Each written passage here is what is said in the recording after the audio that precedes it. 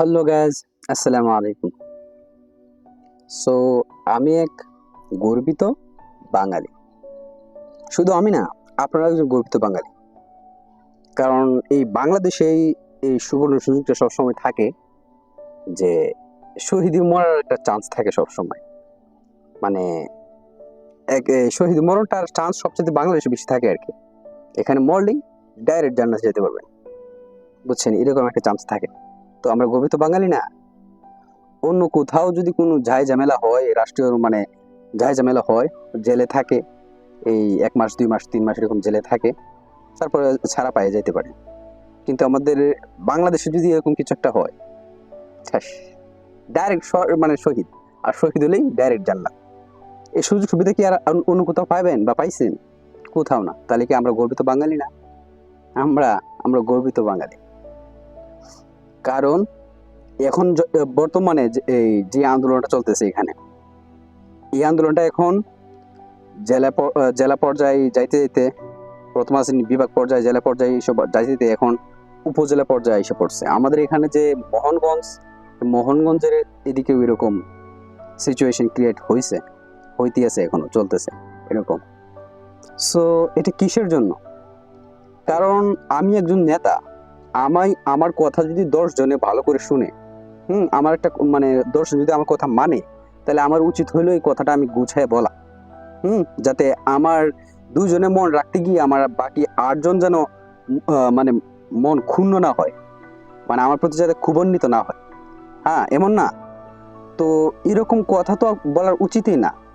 আমি ১০ জনকে সামলানোর একটা পাওয়ার থাকতে হইব, আমার কথার জালে ফাঁসায় রাখতে হইব। কিন্তু এরকম কথা বলা ঠিক না যে ২ জনকে আমার পাশে রাখতে গিয়ে বাকি ৮ জনকে খেপায় দেওয়া। এরকম তো একদম উচিত না। সো আমি আর এই বিষয়ে কি বলবো? অনেকে বলে যে বড় বড় ইউটিউবাররা, বড় বড় বড় বড় ইউটিউবাররা, বড় বড় সেলিব্রিটিরা এই বিষয় নিয়ে কথা বলতেছেন। তারা বলবে কিভাবে ভাই? সবারই তো মুখ বাঁধা, ক্ষমতার জুড়ে, তো কথা বলবে কিভাবে সবাই? আসল কথা হইলো, আমাদের এখানে যারা যারা ইউটিউবাররা আছে, বড় বড় সেলিব্রিটিরা আছে, বন্যার সময় আসলে, হ্যাঁ, বিকাশ নাম্বার দিতেছি, বিকাশ নাম্বার এত টাকা সারেন, ও বিকাশ নাম্বার অত টাকা সারেন, এইখানে এইতেছে, আহা, চোখে পানি একদম টলমল করে বায়ে পড়তেছে এরকম। আর এখন যে হাজার হাজার শিক্ষার্থী রুটে পড়ে রয়েছে, মাথা ফাইটে একদম রক্তে, রাজপথ, তারপরে ক্যাম্পাস সবকিছু ভিজে যেতেছে, তাদের মুখ থেকে টু শব্দটা বাড়িতেছে না। সান্ত্বনামূলক অন্য কিছু করার দরকার নাই। আমরা তো ঝগড়া বিবাদ এসব চাই না। শুধু সান্ত্বনামূলক কিছু কথা বলে যাও। আমরা যাদেরকে আইডল মানি, যাদেরকে আমরা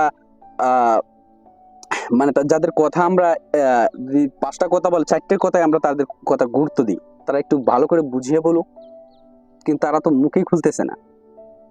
রে, এটা হচ্ছে আমাদের বাংলাদেশ। চোখে সবকিছু দেখবেন, সবকিছু শুনবেন, বাট মুখ খোলা যাবে না। মুখ খুলবেন তো শেষ। আজকে সকালে মুখ খুলবেন তো বিকালই শেষ, আজকে বিকালে মুখ খুলবেন তো সকালে শেষ। খবরের হেডলাইন, উনি আর নাই, কি হয়েছে, সুসাইড করছে, আরো কত কিছু। সো আমি এখানে কারোর নাম উল্লেখ করে বলতেছি না বা কিছু উল্লেখ করে বলতেছি না। আমি কোনো রাজনৈতিক দলের সাথে সম্পৃক্ত নয়। আমি নিজের সাধারণ জনগণ হিসেবে আমি নিজে একটা পার্সোনালি একটা কথা তুলে ধরলাম আর কি, জানার জন্য। এটা ভাবেন না যে আমি রাজনীতি কোনো পক্ষে হয়ে কথা বলতেছি।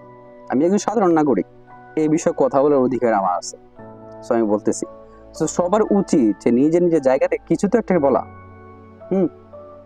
সো বেশি কিছু বলতে চাই না। আল্লাহ সবাইকে হেফাজত করুক, আর দোয়া করি যত তাড়াতাড়ি সম্ভব এটা একটা পর্যায়ে গিয়া শান্ত হোক। তো সবাই ভালো থাকবেন, সুস্থ থাকবেন। আল্লাহ হাফেজ।